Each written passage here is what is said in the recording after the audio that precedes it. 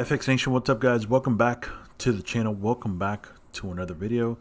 And in this video guys, I'm going to answer a question that I got from one of you about directional bias and how to help have some type of directional bias. There's several different ways that you can pick directional bias, and we'll go ahead and talk about directional bias in this video, so hopefully it'll help you have some sense of direction when you're looking at the market. All right, so without further ado guys, let's go ahead and get this week's video started. All right guys, so when we talk about directional bias, obviously having a directional bias is important because it's going to help you try to see or identify the different types of setups that you're looking for. Now, if you trade how we trade here in this channel, if you're new to the channel, there's a playlist called Trading with Market Makers in our playlist. Go ahead and check that out. It'll explain the entire strategy, so that way you're not feeling lost. But anyway, so for directional bias, if you have a directional bias, obviously it's going to help you develop your trading strategy for that day, and every day you should have an actual trading plan for that specific day, depending on what you're looking at as far as structure and things of that nature on the chart. So let's go ahead and break this down for you. There's several different ways that we can look at getting a sense of directional bias. I'm going to show you how I like to view directional bias. This is not the only way to view it. This is just the way that I do it. All right.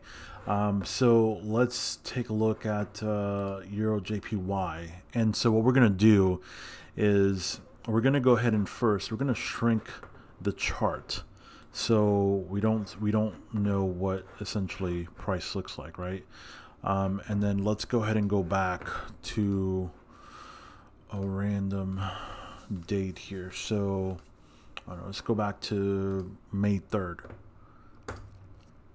And we'll go to that date here.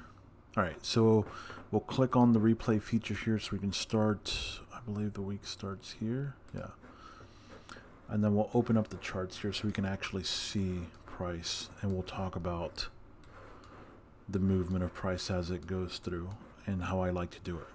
All right. So here we have the end of the week, and starting of a new week here. All right. So this is Sunday, Monday starting out. There's, obviously the beginning of the week.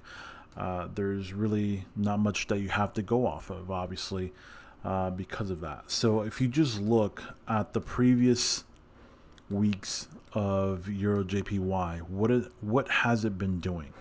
You can see basically it's been moving in a downtrend, right, for the most part, since March 26 or so. It moved from a downtrend, it had a retracement, another downtrend. It looks like you just had another retracement here this past week here previously. All right, so let's go ahead and let's start to play this out on Monday, so that way you can get a sense of what I'm looking for. And so for me, what I like to do is I don't like to trade on Sunday, Monday, because I actually want to see and get some type of a structure or some type of beginning, essentially, that could give me particular clues to what the rest of the week might look like for me. All right. So typically Monday, I let this play out, so then I could essentially get some form of direction for like Tuesday. So we'll go to Tuesday's Asian session here, and we'll just stop it right there. So what do we know so far, when we're looking at the structure here, as far as what directional bias should we have, let's say on this Tuesday coming up for London session, right? So immediately for me, what I see is I see this right here, this structure here, and then this structure that was created basically on Sunday, Monday. All right. Now you can look at this as, let's say, a peak formation high here. Okay. and then you could look at this as level 1. That's one way you can look at it.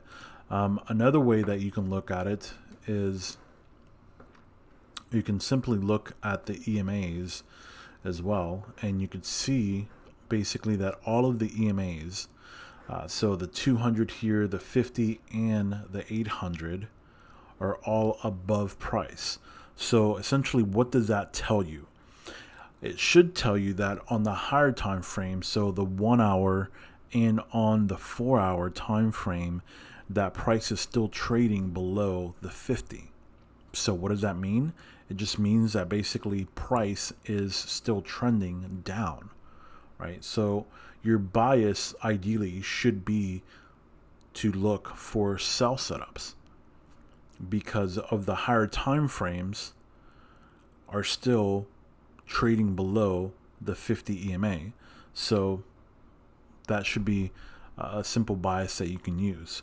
So for me, if I'm looking at this on a Tuesday approaching the London session, basically what I'm particularly looking for is, I'm really, like I explained in, I believe, the last video when I talk about my favorite setups, is because of where the 50 is here on the 15-minute chart, I would like to get some kind of a bounce off of that 50.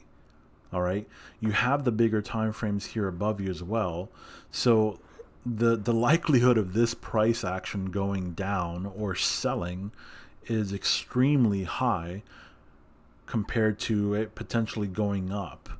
Okay, especially when you have this big structure here that looks like it's a peak formation high. All right, so what I would ideally like to look for on this is to get some sort of a trade setup, and based on where price is right now, maybe a type 2 at the high of the Asian range, where it's basically bouncing off the 50. You could get a type 1 here to go all the way back up to the 800 or the 200 or so. That's also another possibility. But when you have a setup with a pattern that bounces off the EMAs, like a 50 or 200 EMA or even an 800 EMA, those are very powerful setups, and those are setups that I particularly like to take because they have so many different types of confirmation on them. All right, so if we play this out here and see what we end up getting,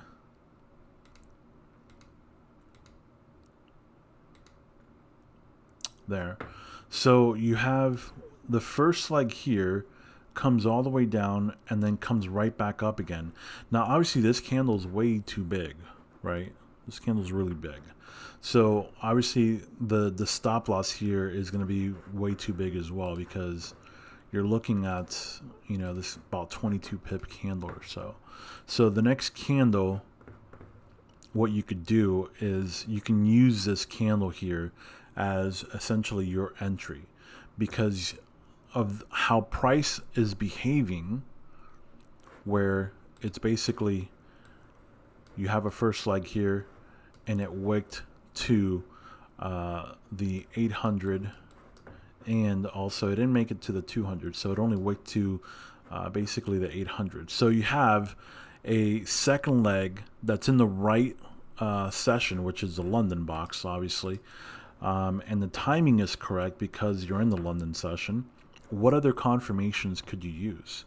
Well, you have a pinning to the second leg, pinning to the 800.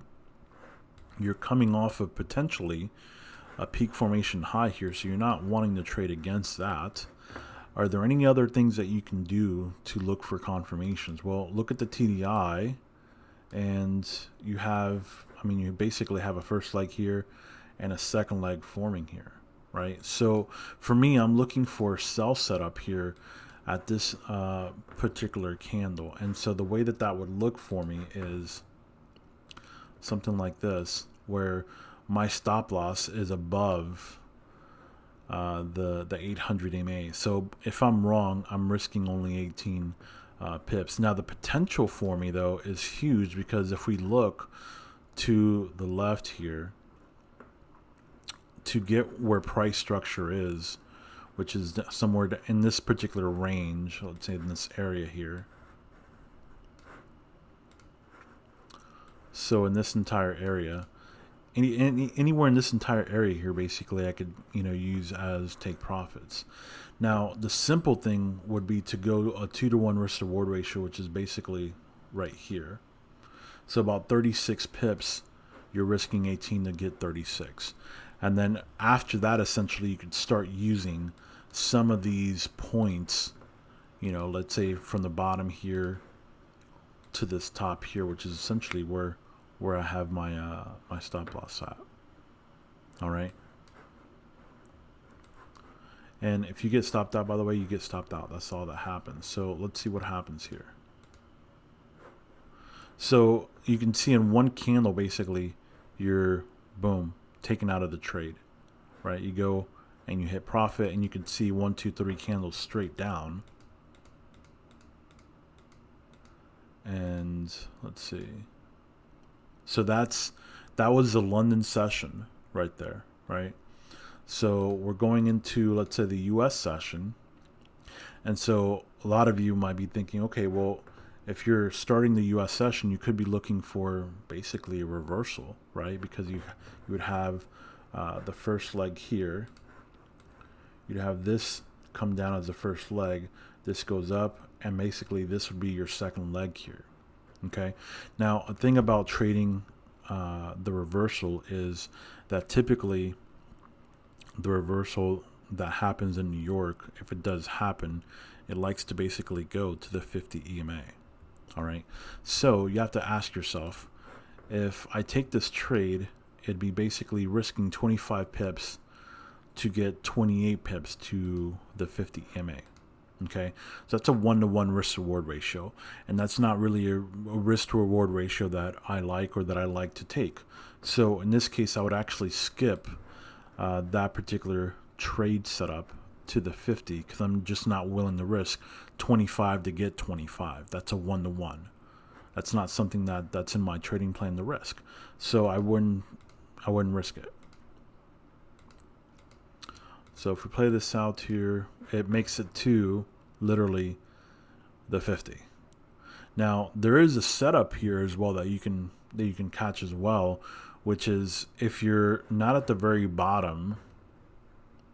So if you're not at the bottom here of the reversal, obviously the high of the day is here. This is potentially at this particular time the low of the day. So if you're not at the low of the day, you're not at the high of the day, you're kind of in the middle. Anytime that you're in the middle, essentially, I like to look for continuation trades during the New York session. So continuation trades would actually be very good trades, especially when they bounce off the 50. So this potentially here is another trade where you would basically have only a 15 pip stop loss. You have a railroad track here that you can use as your entry. And then if you come down for 2-to-1, you're basically almost tagging just the lows where price has already been before. And if this is a real actual like continuation trade, obviously it's going to go lower. It may go and touch this line here, which is the previous week's low. But the safety part of this is the fact that you're basically only trading it to get a 2-to-1 to the low, which is somewhere where it's already been to before. So this is another trade setup essentially that you could take, and you're going again with the direction of where price action is and where structure is going, right? So you can see that price goes right to the line of previous week's low, okay? And there you go. So we go to the next day. And so let's go to the London here. All right, so we're getting to the London session here, right? So what do we look for?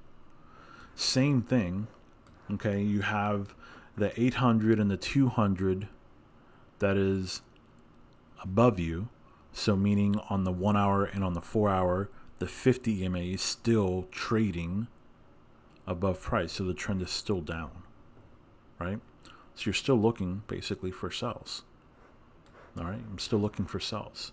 So if I'm looking at this, what would be the appropriate setup, the ideal setup that I would want to look for in order to get me into a sell setup?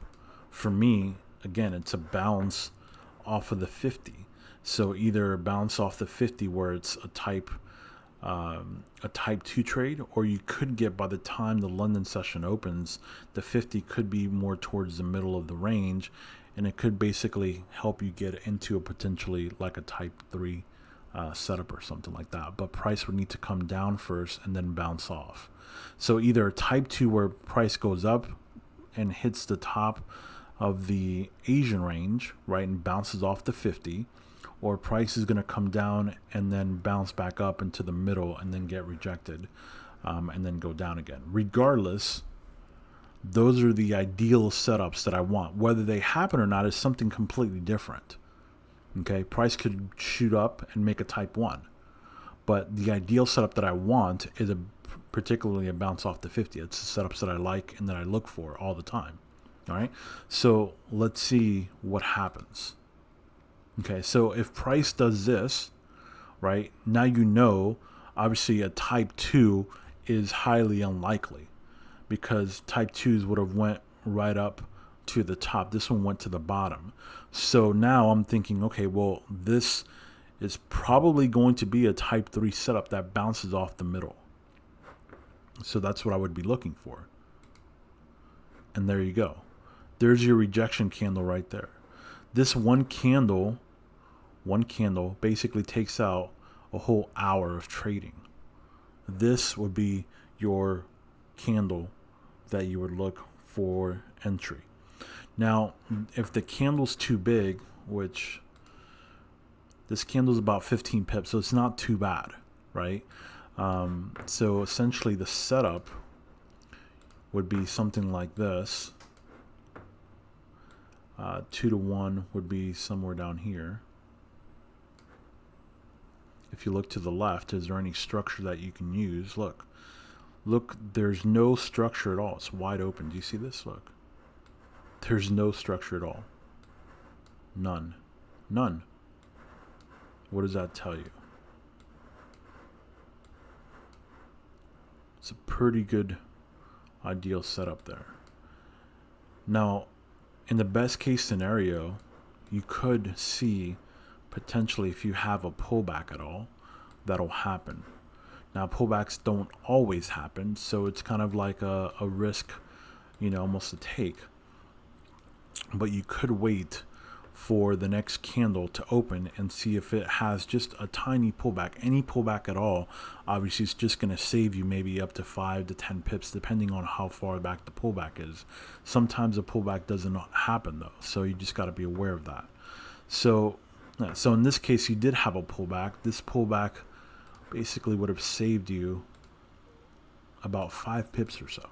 So instead of having 17 pip risk, you would have about a 12 pip risk. So that's exactly what I'm talking about. All right. So let's see if this goes down or not. So there's your trade set up there. Now for the New York session, same thing. See, a lot of you would be looking for this reversal here. From here, first leg, second leg here. And I'm going to tell you the same thing, right? You're probably going to look for a trade back to the 50. So you have to think about, okay, if I'm risking 18 pips to get to the 50 from here is about 19 pips. So again, a 1-to-1 risk to reward ratio, not something that I'm really interested in trading because of that. Okay.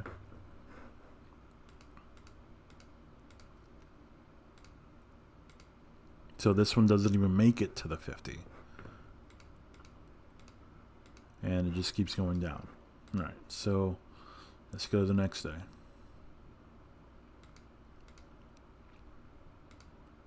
All right, so now I want you to look at what's happening here. Okay, this is Thursday now. We've basically gone down pretty much. Take a look at the week so far. Monday, Tuesday, Wednesday. We've had basically a directional bias for 3 days. Right, so start thinking about this. if this right here is your M, you have 1 here, you have 2 here, you have 3 here, moves down, this would be your W. So you have your M, you have your level 1, comes down, level 2, comes down, level 3, and then pushes 1 more down. And it looks like you're creating a W here. Now, why do I say that? I say that because price is now basically trading above the 50 EMA. Why would price come back up and now it's trading above the 50 EMA? You see that? This is all about behaviors. All right, so if you can learn the behaviors that market makers do, you'll understand what price action is doing and why it's doing it. All right, so in this case here, in this particular day, all right, if because the EMAs are still pointing down, right, this is a 4-hour chart, this is a 1-hour chart on the 50 EMA, it's still trending below, so it's still telling you sell. Now, here's one thing that you're going to notice. Is this an obvious downtrend to every retail trader? Yes, right? It's an obvious downtrend to every single trader, right? So most retail traders are thinking basically this, right? Which is fine. They're well to think that, right? That's what they teach in all the books. What I'm saying is, whenever the trend is obvious to everyone, like even a blind person can see it, start thinking the opposite and start thinking like there may be a quick reversal. So meaning like, take a look at this. When the trend was obvious to everyone, what happened? They pulled back and did a pullback, right? Same thing here. Look how separated these EMAs are. It's a pretty good trend, right? Now, when you look at it from the sense of the weekly cycle, whether it's the one of the 3 cycles that we talk about, again, all the videos for the weekly cycles are in the playlist.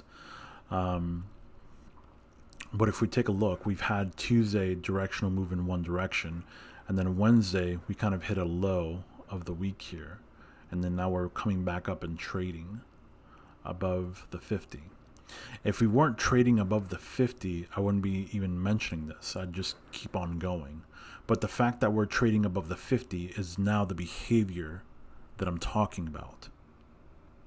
Okay, so what is the ideal setup essentially that I would be looking for out of this? Well, if it's going to be a sell, okay, if it's going to be a sell, I would like it to be a type 1 sell. Why?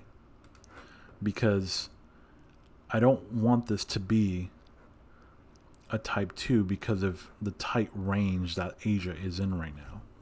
So it's only a 17 pip range. So if it's going to be a sell, I would like it to come out and show me that. If it doesn't show me that, then it's probably going to show me something of it moving to go higher and tag possibly the 200 here, and then possibly go down, keep going down. I don't know. We'll have to see and find out. But for me right now, the only thing that I would want to do is, if I'm going to sell, I would want a type 1. Okay, if it doesn't give me a type 1 to sell, then I want to look for any type of bounce, possibly off the 50 here, because this 50 is riding right the middle of the range. So we're going to have to see what happens here.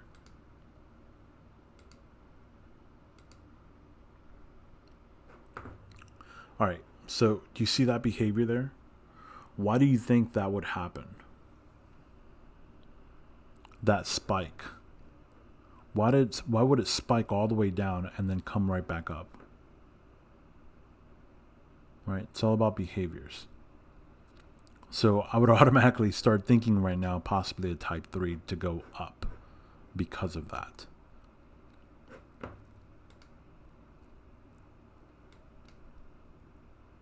Boom. There's your candle right there. That candle is 16 pips body to body. Okay? That right there is your shift candle. That right there is a candle that basically allows price to now go in one direction. Now, it's probably not going to be the best setup because of the risk reward ratio is just not there. Right? The risk reward ratio is way too big. It's 21 pips of risk reward ratio. For me to get into this trade, I'd want the candle to retrace at least half. So now my stop loss is only 13 pips instead of 21. And so if it doesn't do that, if it doesn't come back, then I'm not interested in getting into this trade. And if it goes up, I mean, it is what it is. It goes up. But it's not something that I'm willing to take. Yeah. See, so it's not something that I'm willing to take. There's another bounce off the 50 right there. But again, it's just not worth it. Yeah. It's just not worth it to me. This one, what did it end up going up to? About 28 pips or so. And it did it back and forth, back and forth, back and forth. So it wasn't really the ideal setup. You know? So not something that I would trade. Again, you're too close to the 50 here to try to make any move during the US session. So it's just not something that's worth trading. And you can see it did nothing but move sideways. So now it puts you into a particular situation, though, because you see it keeps bouncing off the 50. So what did that tell you here? Let's go to the Asian range. So now look what's happening. Look what's happening. Do you see what's happening?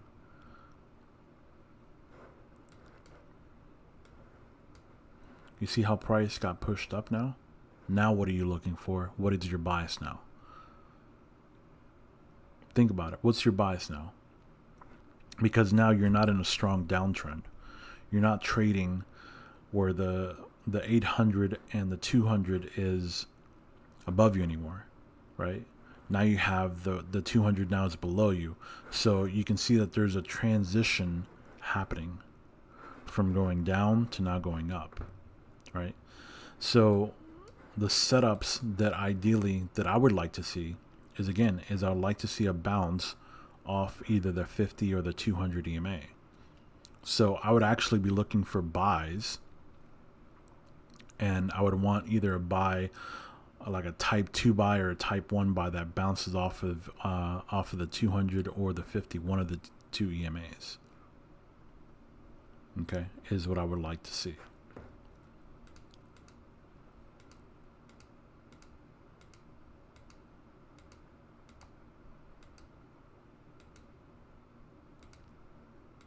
Okay, so here potentially this could be your first leg.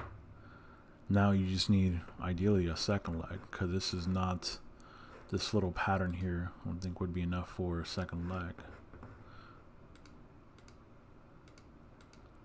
And you don't get a second leg. So if you don't get a second leg, it's not something that's tradable for me, right?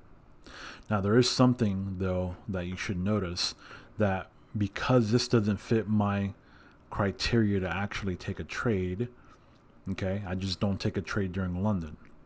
Now you have to look at where are you at the beginning of the US session. So where are you?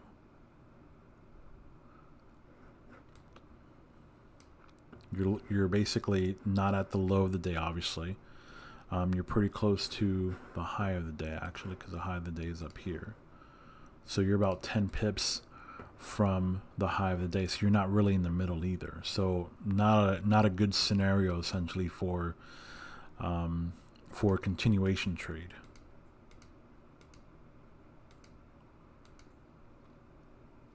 Although that behavior right there, if you see,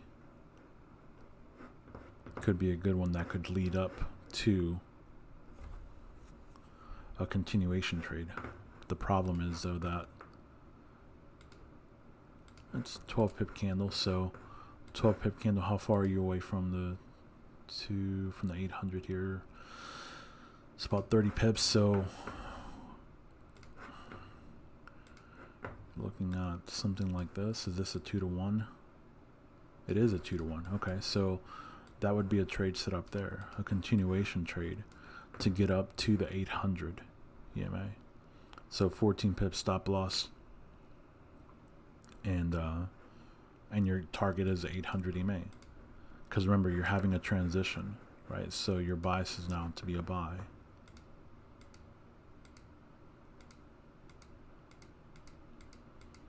So you don't quite make it to the 800. I mean, you're making like 27, really 25 pips or so with the spread. But your directional bias was correct. You get what I'm saying? So that's a whole week. Yeah, that was a whole week right there of picking a directional bias. Okay, so that's how I'd look at the entire week. That's how I would do the entire week. Not every day becomes a trade setup. You have to think about what's the risk to reward ratios. Does it meet what you're looking for risk to reward ratios? And not be afraid to not take a trade. It's okay not to take a trade if it doesn't meet your requirements. All right, stop thinking about you're missing out on something when in reality there's going to be trading every day almost. You know what I mean? So if the setup doesn't appear, just wait for the next day. You want the right setups to appear over and over and over again. That's what you're going to be able to trade. All right, but if setups are not there, then don't trade them. All right, but I hope this hopefully helped you with directional bias as far as how I see it. Of course, like I said before, there's so many different ways to look at directional bias. This is just the way that I see it personally. All right, I hope this video helped you guys. If you like this kind of content, guys, give me a like, share the video, guys, and let me know in the comments. All right, thank you so much, guys, and have a great rest of your week.